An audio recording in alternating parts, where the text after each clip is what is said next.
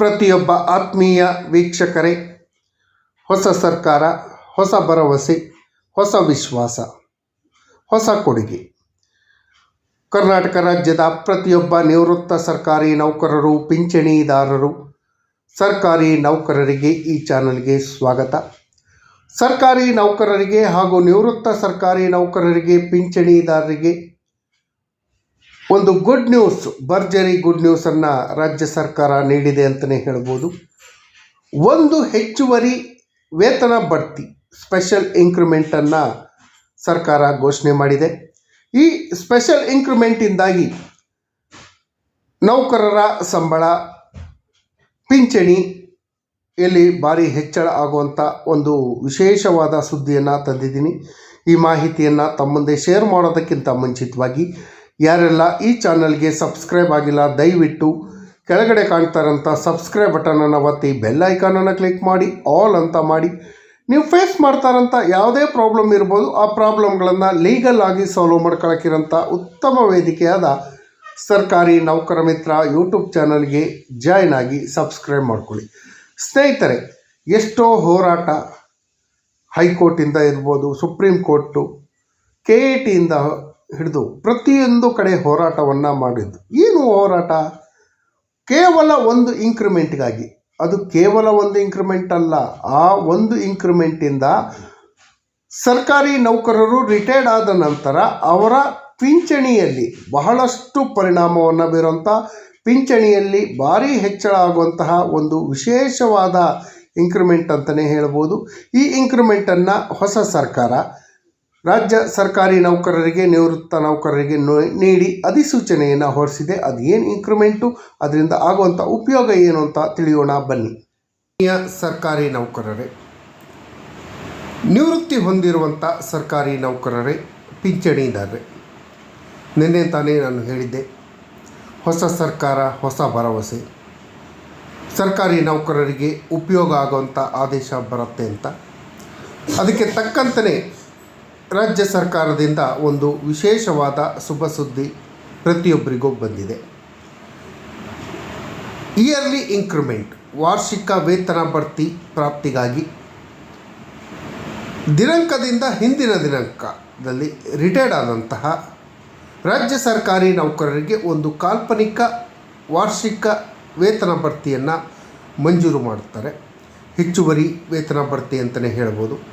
ಕರ್ನಾಟಕ ನಾಗರಿಕ ಸೇವಾ ನಿಯಮಗಳು 51/1 ಪ್ರಕಾರ ಹಾಗೂ ಮಾನ್ಯ ಸರ್ವೋಚ್ಚ ನ್ಯಾಯಾಲಯದ ಸಿವಿಲ್ ಅಪೀಲ್ ಸಂಖ್ಯೆ 3933/2023 ಈ ಹಿಂದೆ ಇದ್ರ ಬಗ್ಗೆ ಜಡ್ಮೆಂಟ್ ಬಗ್ಗೆ ವಿಡಿಯೋನ ಮಾಡಿ ಹಾಕಿದ್ದೆ. ಭಾರತ ಸರ್ಕಾರದ ವಿರುದ್ಧ ಸಿದ್ದರಾಜು ಪ್ರಕರಣದಲ್ಲಿ ಆ ವಿಡಿಯೋನ ಕೂಡ ತಾವು ನೋಡ್ಬೋದು. ಸದರಿ ಪ್ರಕರಣದಲ್ಲಿ MA ಡೈರಿ ನಂಬರ್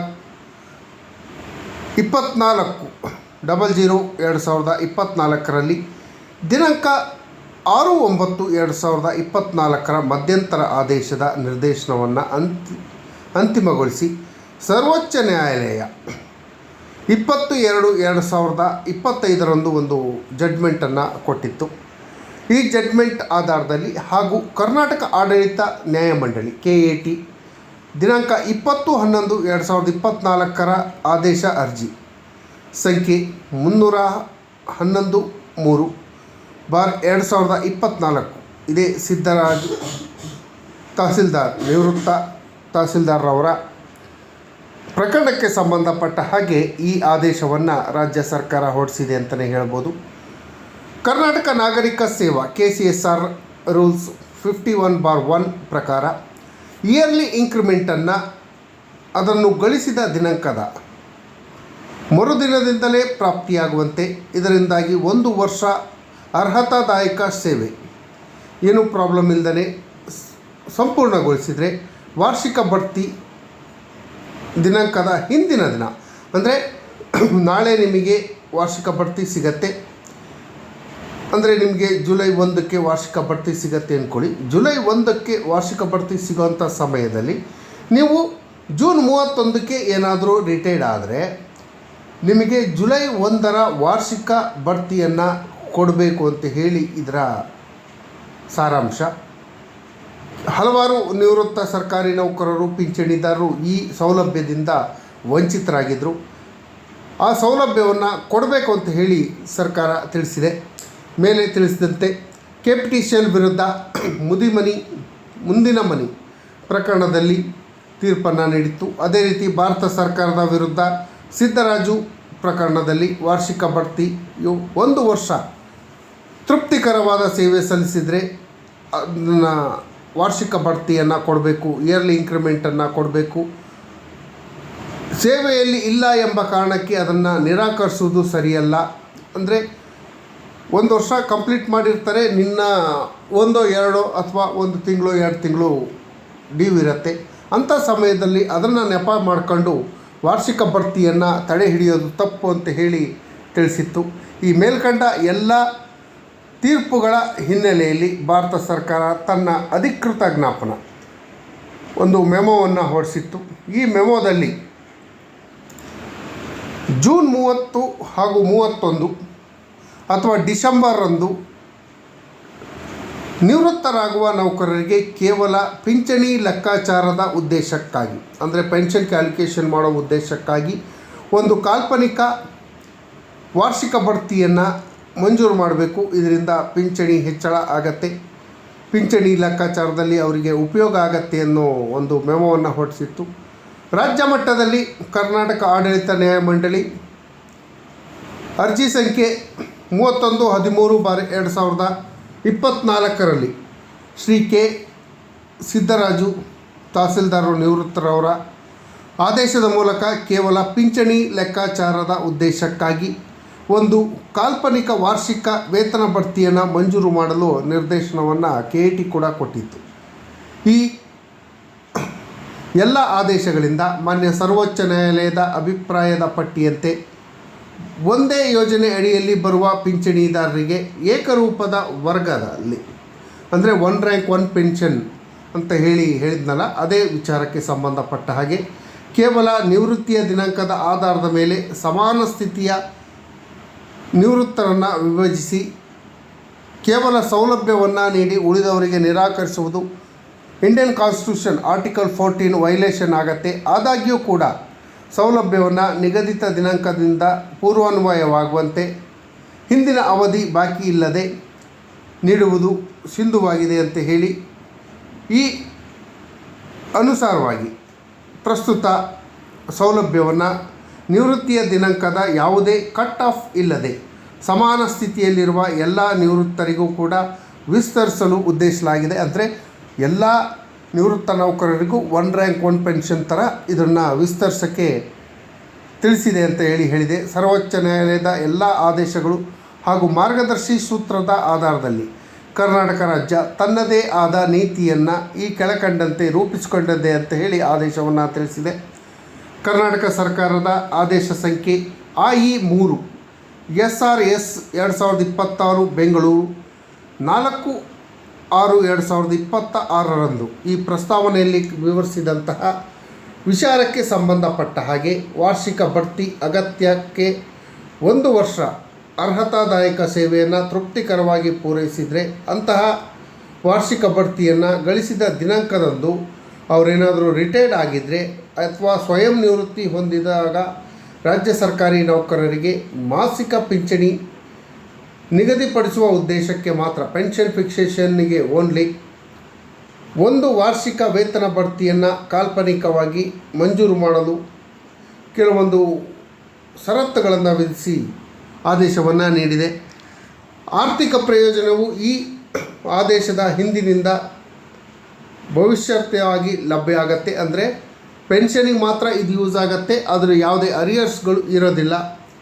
ಸದರಿ ಕಾಲ್ಪನಿಕ ವೇತನ ಬಡ್ತಿಯನ್ನು ನೌಕರನು ಕೊನೆಯದಾಗಿ ಪಡೆದ ವೇತನಕ್ಕೆ ಸೇರಿಸಿ, ಅಂದರೆ ಲಾಸ್ಟ್ ಮಂತ್ ಸ್ಯಾಲ್ರಿಗೆ ಸೇರಿಸಿ ಕೇವಲ ಮಾಸಿಕ ಪಿಂಚಣಿ ಲೆಕ್ಕಾಚಾರಕ್ಕೆ ಮಾತ್ರ ಪರಿಗಣಿಸತಕ್ಕದ್ದು. ಇದನ್ನು ನಿವೃತ್ತಿಯ ಉಪದಾನ ಅಂದರೆ DCRGಗಾಗಲಿ, ಕಮ್ಯುಟೇಷನ್ನಿಗಾಗಲಿ, ಗಳಿಕೆ ರಜೆ ನಗದೀಕರಣಕ್ಕಾಗಲಿ ಸೇರಿದಂತೆ ಯಾವುದೇ ನಿವೃತ್ತಿ ವೇತನ ಸೌಲಭ್ಯಗಳಿಗೆ ಪರಿಗಣಿಸುವುದಿಲ್ಲ ಅಂತ ಸದರಿ ಸೌಲಭ್ಯವನ್ನು ವಾಸ್ತವಿಕವಾಗಿ ಪಡೆದ ಅಂತಿಮ ವೇತನದ ಆಧಾರದಲ್ಲಿ ಲೆಕ್ಕಾಚಾರ ಮಾಡ್ತೀವಿ. ಅಂದರೆ ಪೆನ್ಷನ್ ಫಿಕ್ಸ್ ಮಾಡಬೇಕಾದ್ರೆ ಮಾತ್ರ ಒಂದು ಇಂಕ್ರಿಮೆಂಟನ್ನು ಕೊಡ್ತೀವಿ.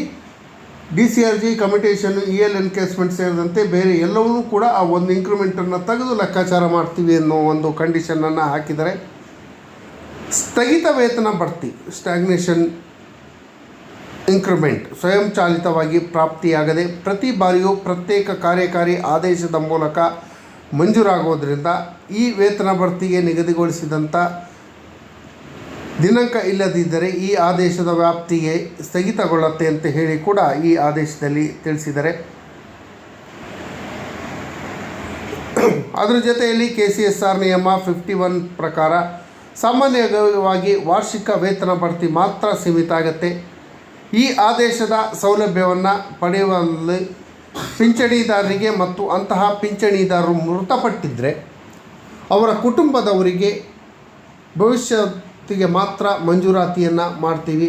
ಈ ಆದೇಶದಲ್ಲಿ ಯಾವುದೇ ವೇತನ ಬಾಕಿಯನ್ನು ಅರಿಯರ್ಸ್ಗಳನ್ನು ಪಿಂಚಣಿ ಅಥವಾ ಕುಟುಂಬ ಪಿಂಚಣಿ ಬಾಕಿಯನ್ನು ಪಾವತಿಸಲು ಅವಕಾಶ ಇಲ್ಲ ಅಂತ ಹೇಳಿ ಕೂಡ ತಿಳಿಸಿದೆ.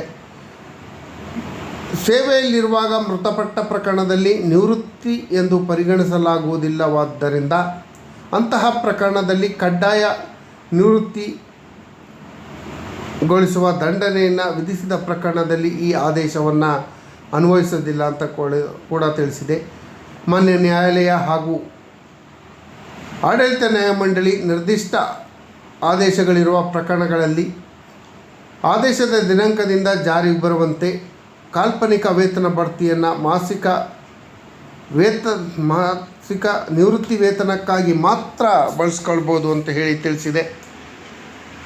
ಪಿಂಚಣಿ ಮಂಜೂರಾತಿ ಪ್ರಾಧಿಕಾರ ಹಾಗೂ ಮಹಾಲೆಕ್ಕ ಪರಿಶೋಧಕರ ಕಚೇರಿಯಲ್ಲಿ ಇದಕ್ಕನುಗುಣವಾಗಿ ಕ್ರಮ ಕೈಗೊಳ್ಳತಕ್ಕದ್ದು. ಈ ಬಾಬ್ತು ವೆಚ್ಚವನ್ನು ಪಿಂಚಣಿ ಶೀರ್ಷಿಕೆ ಅಡಿಯಲ್ಲಿ ಭರಿಸತಕ್ಕದ್ದು ಅಂತ ಹೇಳಿ ಆದೇಶವನ್ನು ಹೊರಡಿಸಿದೆ.